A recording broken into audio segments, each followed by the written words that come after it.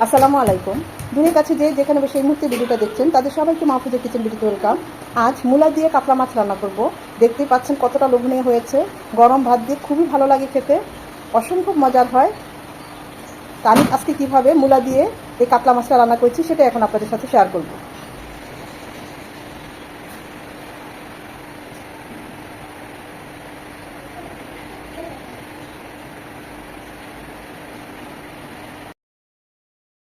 মূলা দিয়ে কাতলা মাছ রান্না করব। এখানে 6 পিস কাতলা মাছ নিয়েছি, ভালোভাবে ধুয়ে পরিষ্কার করে পানিটা ছড়িয়ে নিয়েছি। মাছটা কেটে এনেছি, মাছটা অনেক বড়। দিয়ে দিচ্ছি স্বাদ মতো লবণ আর হলুদ গুঁড়ো,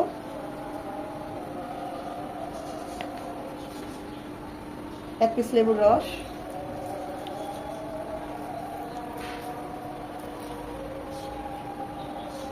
এখন এগুলো দিয়ে মাছটাকে মাখিয়ে নেব। রেস্টে রাখার কোনো দরকার নেই। মূলা কাটতে কাটতে অন্য পেঁয়াজ এগুলো কাটতে রেডি করতে করতে আমাদের 4-5 মিনিট এমনি হয়ে যায়।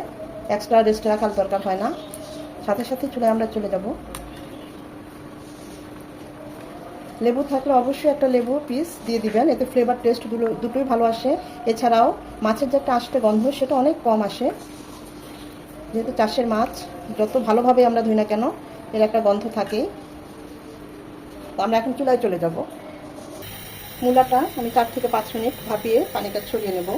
এতে হবে কি, মূলার যে একটা এক্সট্রা গন্ধ, স্ট্রং একটা গন্ধ থাকে, সেটা থাকবে না।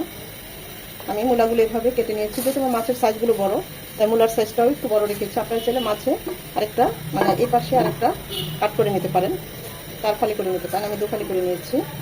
একদম পুরোপুরি সেদ্ধ করব না, জাস্ট 30 থেকে 40% সেদ্ধ হবে। তারপর পানিটা ফেলে ভালোভাবে পানিটা ছড়িয়ে নেব।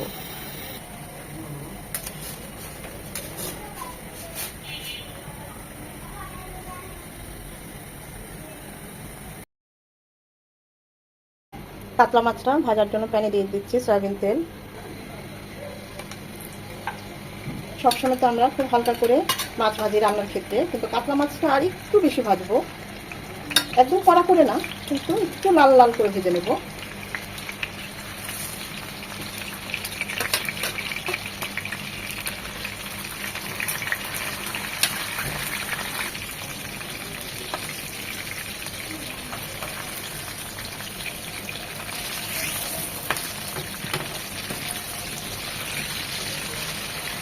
ওই পাশটা এরকম 2 মিনিট ভেজে নেব।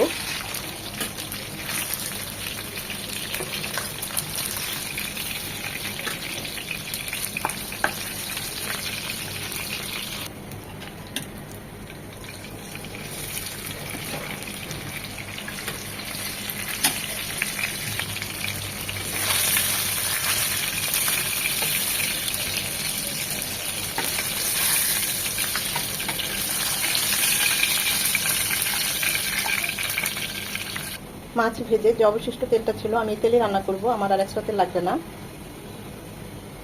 তেলটা গরম হয়ে এলে দিয়ে দেবো একটা পেঁয়াজ কুচি, মিডিয়াম সাইজের। পেঁয়াজটা একদম লাল লাল হওয়ার কোনো দরকার নেই, এইরকম একদম সেদ্ধ সেদ্ধ নরম হয়ে এলে এই পর্যায়ে দিয়ে দেবো উঁচু করে 1 চামচ আদা রসুনের পেস্ট। এটাকে 1 মিনিট ভেজে নেব, যেন আদার ঝাঁঝালো গন্ধটা চলে যায়। আদাটাকে 1 মিনিট ভেজে নেওয়ার পর এখানে 1 চামচ হলুদ গুঁড়ো, আর বাকি সব 1/2 চামচ করে আছে। 1/2 চামচ মরিচ গুঁড়ো, 1/2 চামচ ভাজা জিরে গুঁড়ো, 1/2 চামচ ধনিয়া গুঁড়ো। এই সব কিছু আমি একটু গরম পানি দিয়ে গুলিয়ে দিচ্ছি। গুঁড়ো মশলা পানি দিয়ে গুলিয়ে দিলে বাটা মশলার ফ্লেভার টেস্ট দুটোই আসে।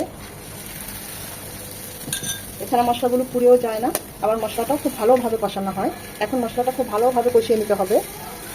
মশলাটা যত ভালো কষানো হবে রান্নার টেস্ট তত ভালো হবে, তাই মশলাটা খুব ভালোভাবে কষিয়ে নিতে হবে। মশলাটা কষানো হয়ে গেলে আমরা যে মূলাগুলো হাফ ডাউন করে পানিটা ছড়িয়ে নিয়েছি সেটা দিয়ে দিচ্ছি। যদি হাতের কাছে টমেটো থাকে এই পর্যায়ে একটা টমেটো দিয়ে দিবেন 4 ফালি করে। আমার হাতের কাছে টমেটো নাই তাই আমি দিলাম না। এই কষানোর সময় দিবেন যাতে টমেটোর পাকা ভাবটাও চলে যায় আর টমেটোটাও কষে।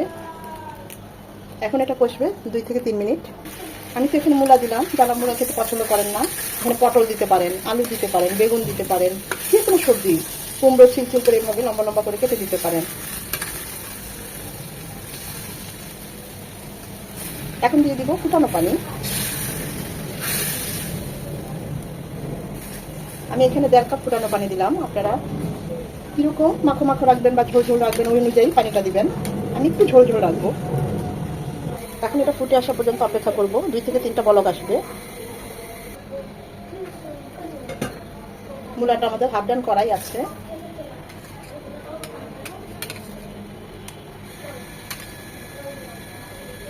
আমরা মাছটা দিলে মূলাটা নাড়তে পারবো না,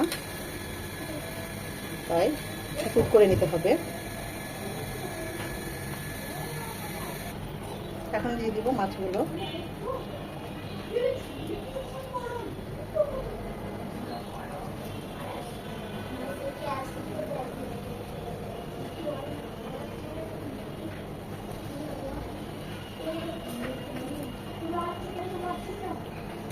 স্বাদ মতো লবণ,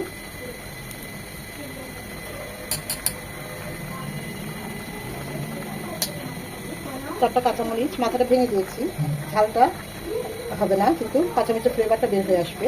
আপনারা যদি ঝাল পছন্দ করেন কাঁচামরিচটা মাঝখানে কেটে দিতে পারেন। 1 চামচ আরও ভাজা জিরে গুঁড়ো, এটা অবশ্যই দিবেন, স্কিপ করবেন না, এতে টেস্ট অনেক গুণ বেড়ে যায়। এখন এটা কুক হবে 8 থেকে 10 মিনিট। মাঝে অবশ্যই আরেকবার নেড়ে দিতে হবে।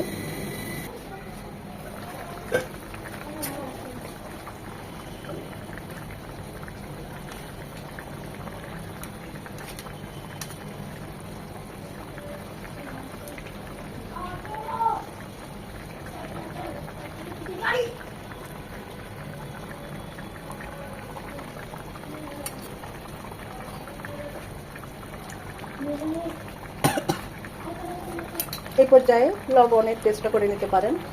এটা হবে আরও 3-4 মিনিট।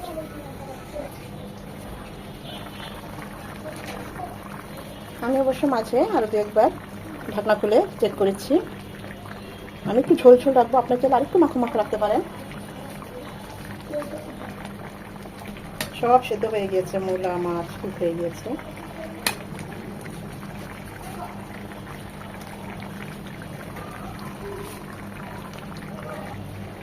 নামানোর আগে ধনেপাতা কুচি দিয়ে নামিয়ে নেব। ধনেপাতা দিয়ে আমি চুলাটা একদম সাথে সাথে অফ করে দেব।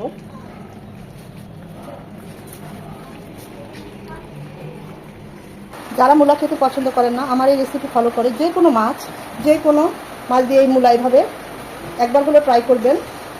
আমার বিশ্বাস আপনাদের ভালো লাগবে।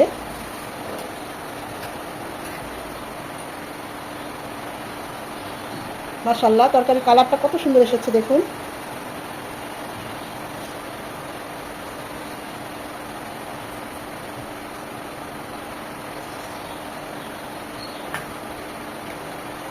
ট্যাংরা মাছ, ছোট ছোট যে কোনো মাছ মূলা দিয়ে এইভাবে রান্না করবেন, একটু চচ্চড়ি মাখো মাখো করবেন, অসম্ভব ভালো হয় খেতে। গরম গরম ভাত দিয়ে একদম জমে যাবে, অসম্ভব ভালো হয়েছে। যারা একদম নতুন, আশা করি আজকের এই সিম্পল রান্নাটা আপনাদের ভালো লেগেছে। আর যদি ভালো লেগে থাকে অবশ্যই একটা লাইক দিবেন, বেশি বেশি করে শেয়ার করে দিবেন। আর ফ্রেন্ডস অ্যান্ড ফ্যামিলির মাঝে বেশি বেশি করে শেয়ার করে দিবেন, যেন তারাও এরকম সহজ এবং মজার রেসিপি দেখতে পায়। একটা লাইক তো অবশ্যই দিবেন, কারণ আপনাদের এই একটা লাইক আমাকে পরবর্তী ভিডিও করতে উৎসাহিত করে, উদ্বুদ্ধ করে। সময় নিয়ে ধৈর্য নিয়ে যারা এতক্ষণে ভিডিওটা দেখেছেন তাদের সবাইকে আন্তরিক ধন্যবাদ। সবাই ভালো থাকবেন, সুস্থ থাকবেন, নিজের প্রতি যত্ন নেবেন। আজকের এই ভিডিও এখানেই শেষ করছি।